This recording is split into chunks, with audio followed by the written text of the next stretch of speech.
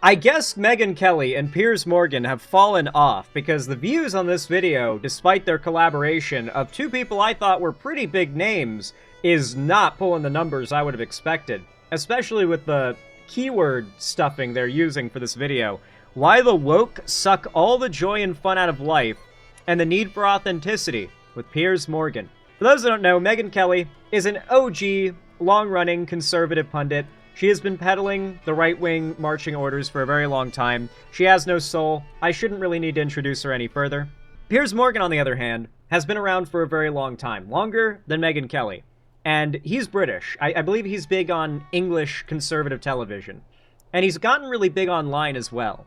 His British accent, the fact that he's, old, he wears a suit jacket.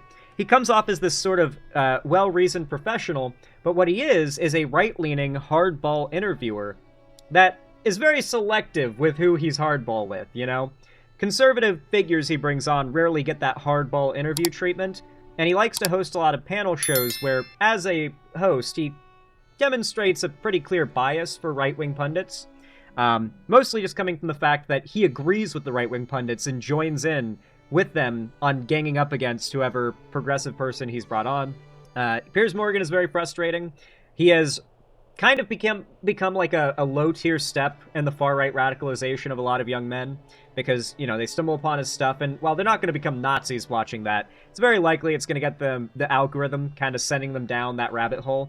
Many such cases, of course. But I'm glad to see that they're apparently far less relevant these days, which makes sense. Like, who cares about woke anymore?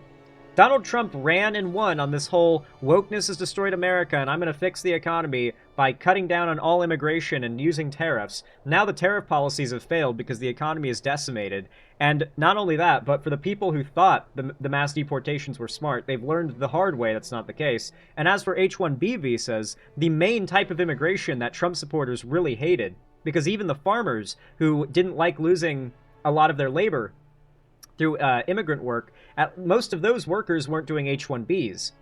And so they were in favor of Trump getting rid of H-1B, but Trump recently walked that back and is now in favor of H-1B. So literally every conservative, or at least every American who voted for Trump, feels betrayed right now on one issue or another, whether it be the economy still being wrecked, Trump not following through on his anti-immigration policy, Trump following through too much and then realizing it was a bad thing, and not liking his anti-immigration policy.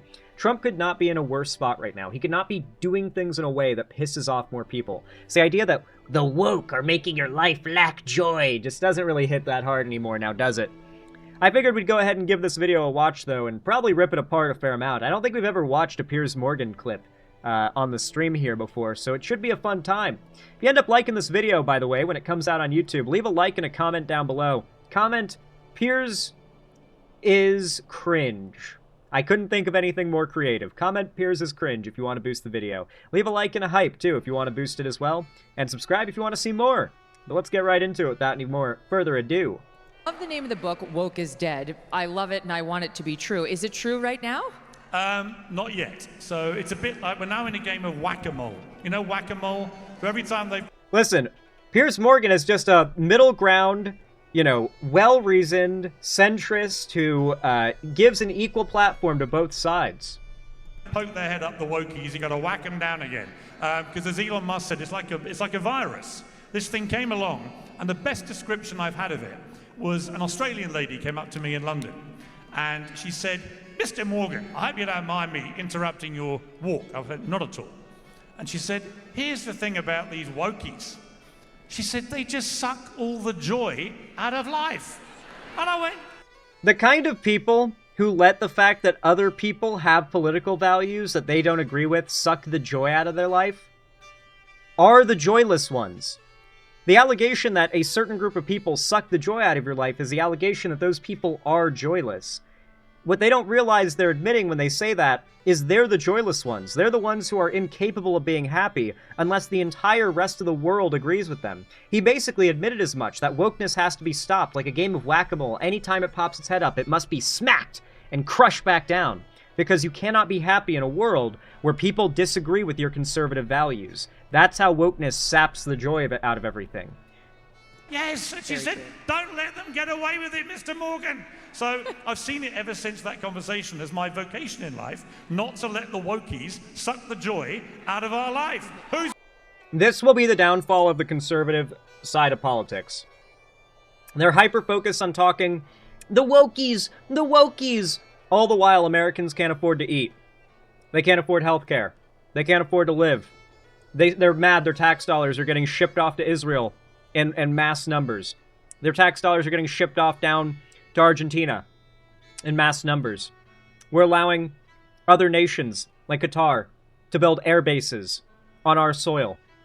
We're reopening the H-1B visa program because Donald Trump has walked back the policy he convinced Americans would solve immigration. He's now pro-immigration in the ways that Americans were the most against it. H-1Bs, bringing in skilled labor.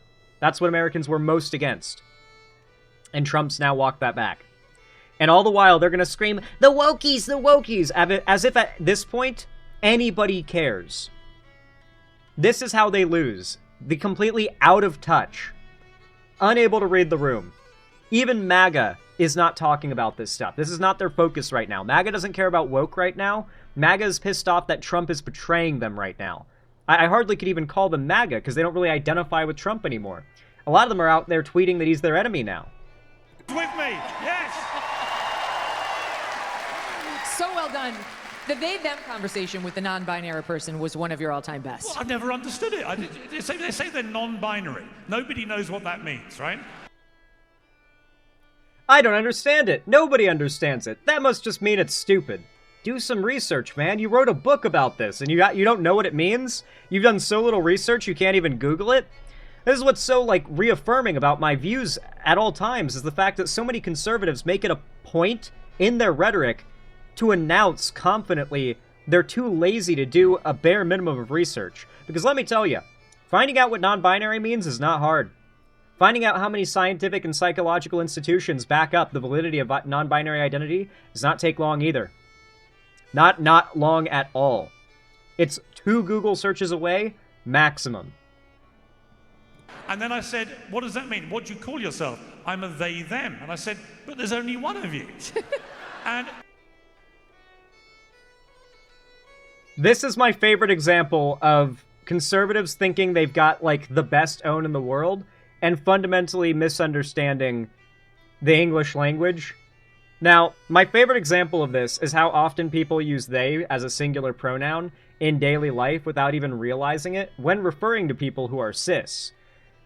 So let's say, for instance, you and your buddy are at the bar, and you're both getting real drunk, and you realize, oh, fuck, we're going to have to walk home because we can't drive, or we're going to have to get an Uber. And you ask your buddy, hey, you mind calling an Uber? And they're like, I said there. And your buddy's like, yeah, I'll call an Uber. Sure. No problem. Sure thing. And your buddy calls up the Uber. And the Uber driver's on their way. And you ask, hey, is the Uber coming? Where are they? Are they almost here? Your friend might say, yeah, they're coming. They're almost here. That conversation is in no way grammatically incorrect and is not, like, unusual. Like I kept on using they as a singular pronoun while trying to set up that example because it's not something you even think about. The, oh, but there's only one of you thing is so nonsensical when you consider we use they singular all of the time. All the time. I'm just a common sense guy, right? I'm a centrist journalist, common sense guy. But when I see one human being looking at me, insisting I call them they, them, I think I've literally died and gone to madland. Where are they? Are they coming? Oh, go get them. Like, that's the... We use these terms to refer to, like, a stranger. Like, when you know of someone, like, by a title, you're like... When you're referring to someone by their title, for instance, like, where's the principal? Could you get them? You don't know if it's a man or a woman. Where's the doctor? Could you get them? You don't know if it's a man or a woman. You can try and make an assumption, but when you don't know, you use they, them for a singular person all the time. That's the problem with they, them. That one's taken. The whole thing is confusing. Like, how did we settle on allowing that? Makes sense. Ironically, it is taken by common usage in this exact use case for singular usage all the time. It's like having 6'5" Also, okay, if the problem is that they, them is taken, are you all of a sudden cool with ze pronouns? Because I have a feeling you're not. blokes in women's sport. Obviously, it's ridiculous. Yes. Right? Doesn't mean you're... Hey guys, I know you can't afford food and you're behind on your bills, but trans people in sports! You gotta vote for us again, because trans people in sports, guys, woke! Woke, guys, you gotta endure more economic turmoil and losing your home so we can beat the woke, guys! Guys, the world's richest man says legalize comedy and destroy woke. You gotta vote for us again, guys! No wonder they're losing so hard right now. No wonder conservatives and Republicans are losing so hard right now. On pretty much every avenue. Like, never have I seen such a massive cultural, like, heel turn to the left in all my time interested in politics in the last few weeks. Since the election to today, the heel turn of the entire country, either away from Trump or to the left, has been astronomical. Like, watching clips like this, it's actually more sad than frustrating. Because they are genuinely so unable to read the room. They're so unable to read the tone of where Americans, and even conservative Americans who voted Trump into office this time around, where they are right now. None of them give a fuck about trans people in sports. They care about the fact that the economy is fucked and the holidays are coming up. Transphobic. I want trans people, if they want to lead their life like that, to have the same rights to fairness, equality, and safety that I have. No problem. Okay? It's not about hating people or wanting them to be victimized. Very important. Well, the fundamental, I don't know about Piers Morgan, but America is about the fundamental ideas of life, liberty, and the pursuit of happiness, and the idea of trans people pursuing their transition falls in that third category, the pursuit of happiness. So when you deprive trans people of recognition of their gender identity, when you deprive them from access to the gender-affirming care they need, you fundamentally deny them one of their most fundamental rights, as an American or as a person, the pursuit of happiness. And so when people say trans people's right to what, trans rights to what, the pursuit of happiness, one of the most fundamental rights enshrined within our Constitution. To say that, right? But, and it's a really important but, I don't want the trans activists to erode women's rights in their pursuit of those things. What rights of women have been eroded? Because if trans people have no right to feel comfortable by expecting people to use their preferred pronouns, then in what universe should women feel comfortable by having exclusivity to, say, bathrooms?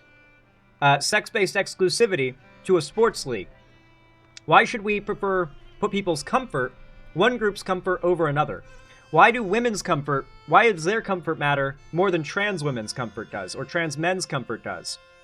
Why do cis men's comfort matter less than trans women's as well? Because keep in mind, you're going to be forcing trans men, more often than not, to use like cis women's bathrooms, and there's going to be cis women in there with these trans dudes who've got like stubble, like I have, and if you can just look online and see plenty of like famous trans dudes who are celebrities or whatever, who just pass way too well to walk into a women's bathroom.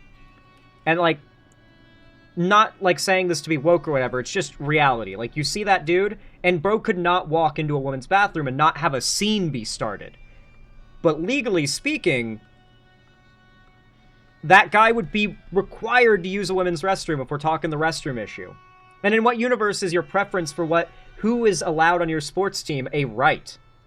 Listen, if trans people having their pronouns respected isn't a right, then cis women having their teams' gender segregation respected is not a right, okay? As simple as that. Did you see that story in the news this week of the woman at the Gold's Gym in Los Angeles? Ridiculous! And it turns out that guy has a criminal history, the guy pretending to be a woman. Not only does he have a criminal history, he committed domestic violence so bad, he broke the mandible, the jawbone of the woman he was with. So are they talking about a guy who was arrested going into a women's bathroom, or are they talking about a trans woman who was arrested going into a women's bathroom? And if they were arrested, then that means they were committing a crime. And I'm assuming this isn't a state where going into the bathroom alone is a crime. So clearly they went in and they, like, caused a scene, were peeping on people, touching people, doing something inappropriate, enough that the cops showed up and arrested them for it. It wouldn't matter if they were, quote-unquote, pretending to be a woman or not in that situation. They're still going to get arrested. It's still going to be a scene. Like, what is this scenario where, okay, I hear a lot of, okay, I'm a guy, so let me know if this is the case. Do women just, like, go into locker rooms and bathrooms and just look at each other naked and, like, squeeze each other's titties or whatever? Because apparently that's what happens in these bathrooms. It is not about going in and getting your business done and getting out. Because in what universe is it possible for a man to pretend to be a woman, enter a woman's restroom, violate those women, and then just leave, and there's no consequences, all because they pretended to be a woman? They just get in and get out like they're like they're a hitman character, like they're Hitman man, and they're just in and out in a costume, and they just in and out, never noticed. In what universe? If someone goes into a bathroom and commits a sexual assault or any kind of sex crime, they're gonna get arrested no matter how they're dressed. This, like, sneaking into the women's bathroom, sneaking into the women's locker room fantasy is literally video game logic. It's actual movie or video game logic. In no universe in the real world does this make sense. A compound fracture. You know, compound fractures when the bone is sticking out. Think of how badly he would have had to beat this woman in order to be...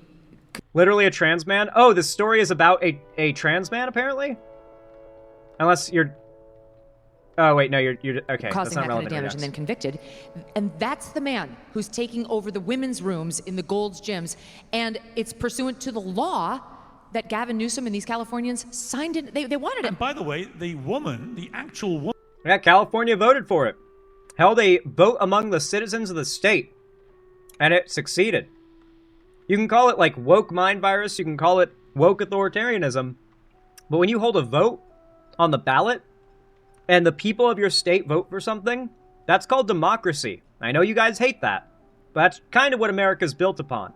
Woman who said, I feel really uncomfortable. In fact, it's direct democracy because the people got to vote on a bill, on a actual law.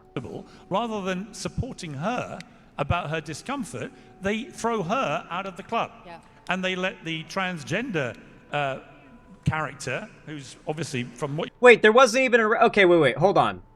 So what happened is a trans woman went into the women's locker room at a Gold's Gym, and a cis woman made a scene about it, and was asked by the staff to leave. And they're now trying to frame it as if the trans woman was the bad guy, and the lady who had a Karen meltdown in the locker room and got kicked out of the gym by the staff is actually the hero, the victim. These people will turn any racist Karen freakout into their next martyr. Every fucking time. Yeah.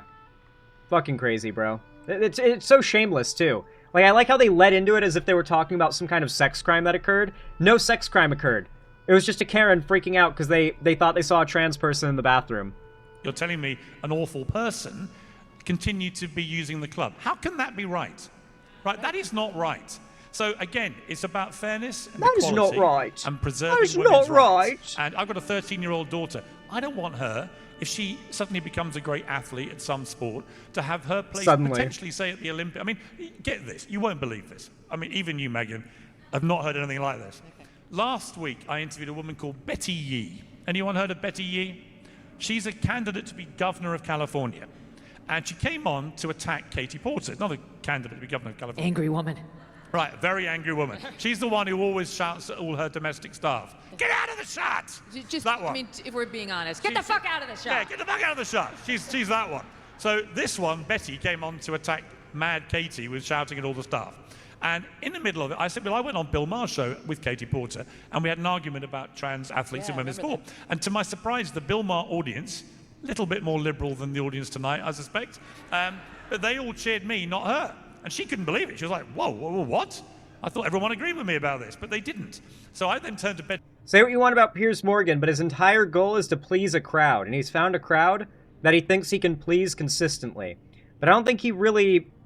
For one, he's wealthy. Two, he's British. He's so disconnected from the actual experience and perspective of Americans, he blew up in this window where where Americans were privileged and well off enough that they were able to enter a sort of countercultural, anti-incumbent bias, right-wing culture shift. And he blew up because of that. Now people are struggling and they're experiencing the punishment for opting in favor of right-wing populism. And now this like right-wing populist social rhetoric just isn't hitting the same when people can't afford to pay their bills. All because of the guy who ran on eliminating woke. I said, what do you feel? And she said, well, I kind of agree with Katie on that one. I went, uh-oh. And then I said, well, let me give you an example. You've got the Olympics coming to Los Angeles. If you're the governor of California, if you genuinely think there's no problem in having trans athletes in women's sport, would you advocate for a gender-neutral Olympics where all the men and women compete together? She went, I actually would like that. Like a third Olympics.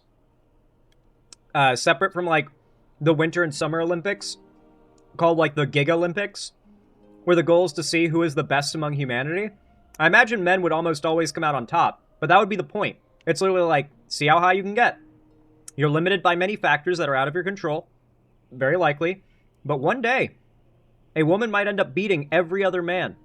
A genetic freak of a woman who is inhuman levels of skilled and powerful at a certain sport might come along and take the gold medal from like the other top athletes in the world who might all be men, or mostly might be men. And that would be the whole point of this Olympics. Like, sure, it might be decades of just men winning gold medals for a while.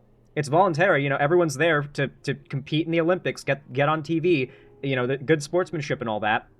When these people talk about stuff like doing sports in general, it's, you know what I've noticed?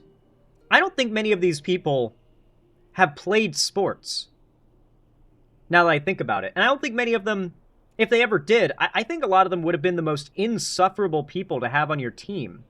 Because I did swimming. And a big thing in swimming is sportsmanship.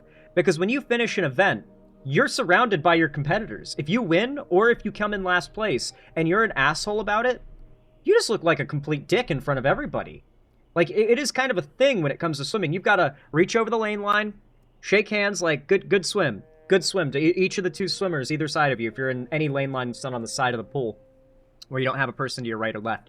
But like, yeah, like sportsmanship, because it's individual races or sometimes relays with swimming, sportsmanship is a big thing. It's not about winning. It's about challenging yourself, putting on the best performance you can make, having a good time, and improving yourself. And building that like bond with your teammates. If you're in a team-based sport, which even swimming is a team-based sport. And when these people talk about it like unfair advantage, like as if the only thing that matters in sports or competition is victory, is such a self-report about how these people think, or maybe a complete self-report on the fact that they never actually played sports. Like, don't get me wrong, you're always going for the win, but at the end of the day, like, the way you achieve that is by constantly trying to outdo yourself. That's where you're supposed to derive the fun of doing sports, at least in my experience. Because if you have a different mindset than that, you're probably going to be a toxic asshole. Like, no one wants a guy with the mindset of Conor McGregor on their team, okay? If you're playing a team sport in particular. yes. And then she said, especially in track and field, where there's really no advantage. Oh my God. So, imagine Usain Bolt in lane 1, and then the women in lane 2, 3, and 4. Apparently, he has no physical advantage over the women. What a load. Like, you know what speaks volumes, by the way?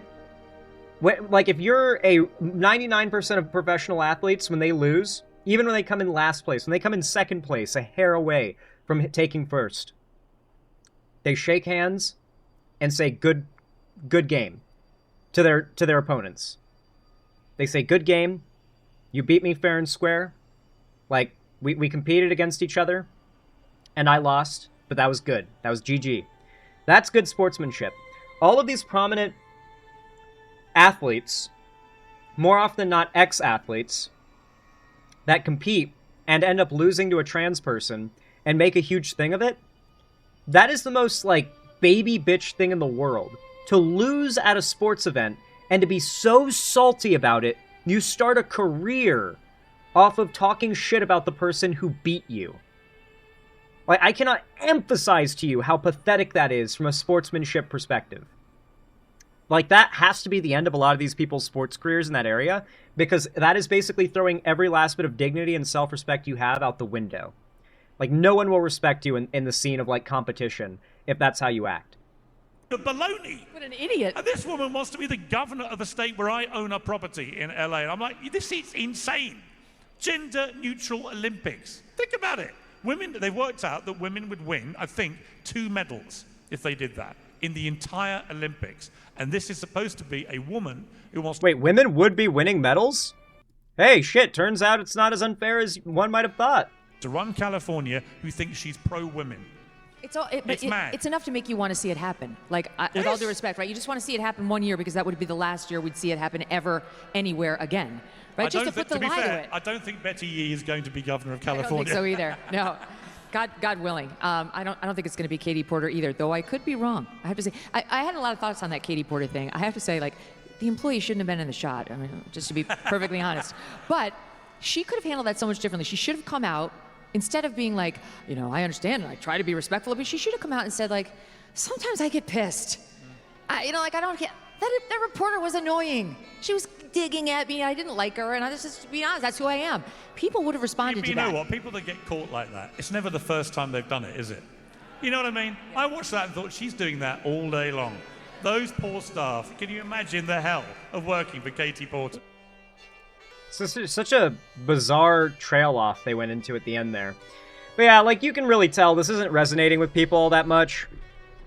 This video has 23,000 views in a day, and Megyn Kelly has 4 million subscribers. And this is a collab with Piers Morgan. 23,000 views in a day. Like, I've got videos in the last month that have done higher numbers in less time. That's crazy. Like, Megyn Kelly and Piers Morgan collaborating and pulling lower numbers than I do when I have, like, a ceiling peak. Like, that's crazy to think about. But it should make sense. Like, they're so out of touch here. Like, not even MAGA or the right is on board with this stuff. I mean, they're on board with it, but it's like, it's a cold take. You're not going to get them, like, clicking in and, like, wanting to hear about woke bad. It's just not what they're concerned about right now. So just, you can tell how bad and out of touch they are. And I think they lucked out. Particularly Piers Morgan lucked out by doing his whole shtick during a time where this conservative culture war stuff was big, but now he's rich and disconnected and doesn't realize that this right-wing culture war stuff is out of style, or at least quickly leaving style as we speak. Anyway, folks, if you watched this far in the video, comment down below. Like I said before, comment, Piers Morgan is gay. But spell the A with an 8. Like, make it an 8 instead of an A in gay. Just in case YouTube gets mad about it. And of course, leave a like and a comment if you want to see more from me and boost the channel and the algorithm. It really does help. Hype the video as well, and subscribe if you want to see more of my face in your sub box and your feed. But with that said, thank you for watching. I do hope to see you again soon, and I hope you have a good one.